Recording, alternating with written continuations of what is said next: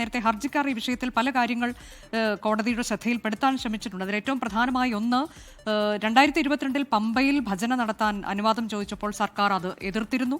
ഹൈക്കോടതി ഡിവിഷൻ ബെഞ്ചും അതിന് അനുമതി നൽകിയില്ല. അതേ ഇടത്ത് തന്നെ ഇപ്പോൾ ആഗോള അയ്യപ്പ സംഗമം നടത്താൻ പോകുന്നു എന്നത് അവർ കോടതിയെ ചൂണ്ടിക്കാണിക്കാൻ ശ്രമിച്ചു. കോടതിയുടെ ശ്രദ്ധയിലേക്ക് പെടുത്താൻ ശ്രമം നടത്തി. ഒപ്പം തീർത്ഥാടകർക്ക് ശൗചാലയം പോലും തടസ്സപ്പെടുത്തി സ്റ്റേജ് നിർമ്മിച്ചിരിക്കുന്നു തുടങ്ങിയ കാര്യങ്ങളൊക്കെ കോടതിയുടെ ശ്രദ്ധയിലേക്ക് കൊണ്ടുവരാൻ അവർ ശ്രമം നടത്തി. പക്ഷേ അത് കോടതി പരിഗണിച്ചില്ല എന്നുള്ളതാണ് വളരെ പ്രധാനം. പരിപാടി നടത്താനുള്ള തീരുമാനമെടുത്തത് ദേവസ്വം ബോർഡ് യോഗത്തിലല്ല, സർക്കാരിൻ്റെ അവലോകന യോഗത്തിലാണ് തുടങ്ങിയ കാര്യങ്ങളും കോടതിയെ ബോധ്യപ്പെടുത്താൻ അവർ ശ്രമിച്ചു. പക്ഷേ ഇത്തരം കാര്യങ്ങളിലേക്ക് കൂടുതൽ വിശദമായി പോകേണ്ടതില്ല എന്നൊരു നിലപാടാണ് സുപ്രീം കോടതി സ്വീകരിച്ചത്. ഇതിനോടകം തന്നെ ഹൈക്കോടതി ഇക്കാര്യത്തിൽ ഉത്തരവ് പുറപ്പെടുവിച്ചിട്ടുണ്ട്. കൂടുതൽ ഇടപെടേണ്ടതില്ല, ഏതെങ്കിലും ഓഡിറ്റോറിയത്തിൽ വെച്ച് നടത്തിക്കോട്ടെ, ഈ പരിപാടിക്ക് തങ്ങൾ എതിരല്ല എന്ന് സുപ്രീം കോടതിയെ ഹർജിക്കാർ ഇന്ന് അറിയിക്കുന്ന ഒരു സാഹചര്യവും ഉണ്ടായി. പമ്പയിൽ തന്നെ വേണമെന്ന് നിർബന്ധം പിടിക്കരുത്, അവിടെയാണ് തങ്ങൾക്ക് എതിർപ്പുള്ളത് എന്ന തരത്തിലേക്കായിരുന്നു ഇന്നിപ്പോൾ ഹർജിക്കാരുടെ വാദം. പക്ഷേ ആ തരത്തിലേക്ക് കൂടുതൽ ഇതിൽ വിശദമായി പോകേണ്ടതില്ല എന്ന നിലപാട് സുപ്രീം കോടതി സ്വീകരിച്ചു. ഇത് സർക്കാരിനെ സംബന്ധിച്ചും തീർച്ചയായും ആശ്വാസകരം തന്നെയാണ്.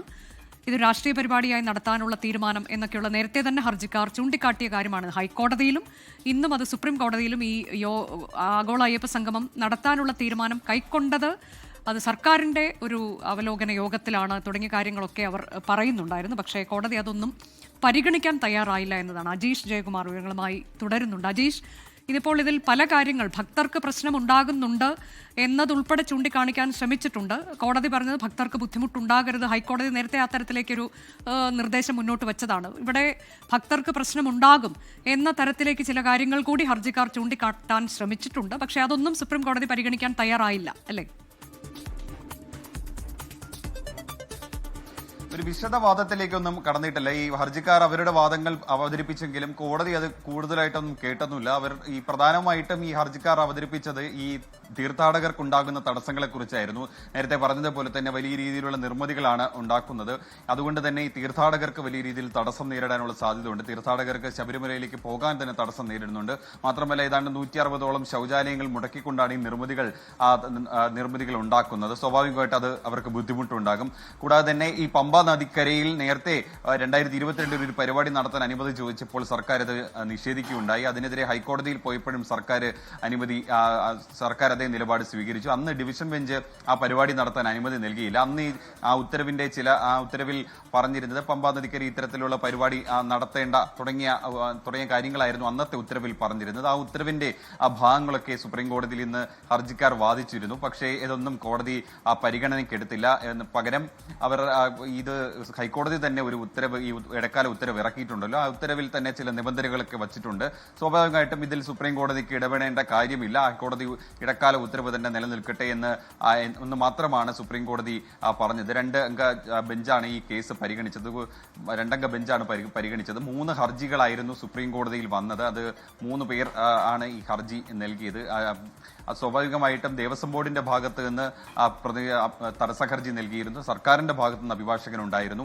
പക്ഷേ ഈ കൂടുതൽ കാര്യങ്ങളൊന്നും കേൾക്കാതെ സുപ്രീം കോടതി ഈ ഹൈക്കോടതിയുടെ ഉത്തരവ് തന്നെ നിലനിൽക്കട്ടെ, അതിൽ ഇടപെടേണ്ട കാര്യമില്ല എന്ന് വിധിക്കുകയായിരുന്നു. അങ്ങനെയാണ് ഹർജി തള്ളിയത്. എന്തായാലും ഈ പരിപാടിയുമായി മുന്നോട്ട് പോകാനുള്ള സർക്കാരിന്റെ ഈ ഒരു ശ്രമത്തിന് അതിൽ സുപ്രീം കോടതി കൂടി അംഗീകാരം നൽകുകയാണ്. ഹൈക്കോടതി തന്നെ നേരത്തെ അതായത് ഈ പരിപാടി നടത്താൻ സർക്കാരിന് അനുമതി നൽകിയിരുന്നു. അത് നിബന്ധനകളോടുകൂടിയായിരുന്നു. അത് തന്നെ തുടരട്ടെ എന്ന് സുപ്രീം കോടതി തീരുമാനമെടുക്കുമ്പോൾ സർക്കാരിന് അതൊരു വലിയ നേട്ടം തന്നെയാണ്.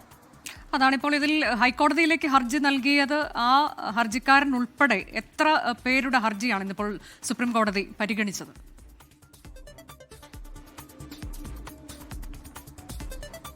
അനുജ, 3 ഹർജികളാണ് ഇന്ന് പ്രധാനമായും സുപ്രീം കോടതിക്ക് മുന്നിൽ എത്തിയത്. നേരത്തെ ഈ തിങ്കളാഴ്ചയായിരുന്നു ഇതിന്റെ മെൻഷനിങ് ഉണ്ടായിരുന്നു. അന്ന് അടിയന്തരമായി പരിഗണിക്കണമെന്നായിരുന്നു ഈ ഹർജിക്കാർ ആവശ്യപ്പെട്ടത്. കാരണം 20-ാം തീയതി ഈ പരിപാടി നടക്കാൻ പോവുകയാണ്. സ്വാഭാവികമായിട്ട് പെട്ടെന്ന് തന്നെ പരിഗണിക്കണമെന്ന് ചീഫ് ജസ്റ്റിസിനോട് പറഞ്ഞപ്പോൾ പെട്ടെന്ന് തന്നെ പരിഗണിക്കാമെന്ന് പറഞ്ഞ് ഇന്നത്തേക്ക് മാറ്റുകയായിരുന്നു. 3 ഹർജിക്കാർ ഇവരൊക്കെയാണ്. അതായത് ഹൈക്കോടതിയിലെ ഹർജിക്കാരായ VC അജികുമാർ, ഒപ്പം തന്നെ അജീഷ് ഗോപി, കൂടാതെ ഡോക്ടർ PS മഹേന്ദ്രകുമാർ, അദ്ദേഹം തിരുവനന്തപുരം സ്വദേശിയാണ്. ഇങ്ങനെ 3 പേരാണ് ഹർജി നൽകിയിരുന്നത്. ഈ ഹർജി നൽകിയതിന് പിന്നാലെ ദേവസ്വം ബോർഡും തടസ്സ ഹർജി നൽകിയിരുന്നു. കൂടാതെ സർക്കാരിന്റെ ഭാഗമായി സർക്കാരിൽ നിന്നും ഹർജിയുമായി ബന്ധപ്പെട്ട കോടതിയിൽ ഹാജരാവുകയും ചെയ്തിട്ടുണ്ടായിരുന്നു. സർക്കാർ വിശദമായിട്ട്, അതായത് ഇത് അനുവദിക്കരുത്, സർക്കാരിന്റെ പരിപാടി നടത്താൻ മുന്നോട്ട് കൊണ്ടുപോകാൻ അനുമതി നൽകണമെന്ന് മാത്രമാണ്. സർക്കാരിന്റെ ഭാഗത്തുനിന്ന് വിശദമായിട്ടൊന്നും വാദം നടന്നില്ല. പക്ഷേ ഹർജിക്കാർ അവരുടെ വാദം വിശദമായിട്ട് അവതരിപ്പിച്ചു. പക്ഷെ കോടതി അതിൽ കൂടുതൽ കാര്യങ്ങളൊന്നും ചോദിച്ചറിഞ്ഞില്ല. ഹൈക്കോടതി ഉത്തരവിൽ ഇടപെടേണ്ട കാര്യം ഇപ്പോൾ ഇല്ല എന്ന് മാത്രമാണ് കോടതി പറഞ്ഞത്. അതിനുശേഷം ഹർജി തള്ളുകയായിരുന്നു. അതാണ് വളരെ പ്രധാനപ്പെട്ട ഒരു വിവരമാണ്. ആഗോള അയ്യപ്പ സംഗമവുമായി ബന്ധപ്പെട്ട് സുപ്രീം കോടതി ഇന്നിപ്പോൾ 3 ഹർജികളാണ് കോടതിയുടെ പരിഗണനയിലുണ്ടായിരുന്നത്. പക്ഷേ ഹൈക്കോടതി വിധിയിൽ ഇടപെടാൻ തയ്യാറല്ല എന്ന നിലപാടാണ് സുപ്രീം കോടതി സ്വീകരിച്ചത്. സർക്കാരിനെ സംബന്ധിച്ച്, ദേവസ്വം ബോർഡിനെ സംബന്ധിച്ചത് ആശ്വാസകരമാണ് എന്നതിൽ തർക്കമില്ല. നേരത്തെ ഹൈക്കോടതി ഈ വിഷയത്തിൽ നിബന്ധനകളോടെ ആഗോള അയ്യപ്പ സംഗമം സർക്കാരിന് നടത്താമെന്നൊരു ഉത്തരവ് പുറപ്പെടുവിച്ചിരുന്നു. ആ ഉത്തരവിൽ ഇടപെടാനില്ല, നിബന്ധനകളോടെയാണല്ലോ കോടതി അനുമതി നൽകിയത്, അതിൽ ഇടപെടേണ്ടതില്ല എന്നൊരു നിലപാട് സുപ്രീം കോടതി സ്വീകരിക്കുകയായിരുന്നു. വിവിധ തരത്തിൽ ഇന്നിപ്പോൾ കാര്യങ്ങൾ കോടതിയെ ബോധ്യപ്പെടുത്താൻ ഹർജിക്കാരുടെ ഭാഗത്തു നിന്ന് ശ്രമമുണ്ടായി. പക്ഷേ അതിലേക്ക് കൂടുതൽ അത് കേൾക്കുന്നതിലേക്ക് കോടതി കടന്നില്ല എന്നുള്ളതാണ്. അജീഷ് തുടരുന്നുണ്ട്. അജീഷ്, ഇപ്പോൾ ഇതിൽ ഈ ഹർജിക്കാരുടെ എന്തെങ്കിലും പ്രതികരണങ്ങൾക്ക് സാധ്യതയുണ്ടോ? അവരുടെ അഭിഭാഷകരുടെ പ്രതികരണങ്ങൾക്കോ മറ്റോ എന്തെങ്കിലും സാധ്യതയുണ്ടോ ഇനി?